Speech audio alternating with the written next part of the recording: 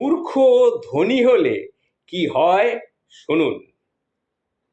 এক ইঁদুর খাবারের খোঁজে রাজার বাড়িতে গিয়ে কিছু না পেয়ে রাজার দুটো হীরের টুকরো খেয়ে ফেলল।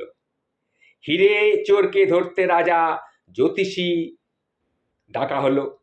জ্যোতিষী বলল হীরের টুকরো ইঁদুরের পেটে রয়েছে। তখন রাজা ইঁদুর শিকারকে ডাকলো। শিকারী গর্তের ভেতর অনেক অনেক ইঁদুরের মধ্যে দেখলো একটি ইঁদুর কাপড় বিছিয়ে শুয়ে আছে। তখন শিকারী সেই ইঁদুরকে ধরে এনে কেটে ফেললো এবং হীরের টুকরো দুটো পেয়ে গেল। রাজা বলল, এত ইঁদুরের মধ্যে তুমি কিভাবে বুঝলে যে এই ইঁদুরের পেটেই আমার হীরের টুকরো দুটো রয়েছে? তখন শিকারী তাকে বলল, এটা তো সহজ ব্যাপার।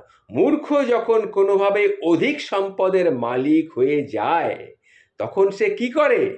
তখন সে নিজেকে অন্যের থেকে আলাদা রকম ভাবতে থেকে সেভাবে আমি এদের থেকে অনেক বড়, আমি ওদের সঙ্গে মিশবো, আমি আলাদা থাকি এই ভেবে সে, দেখলেন না ইঁদুরটা কীভাবে কাপড় বিছিয়ে শুয়েছিল?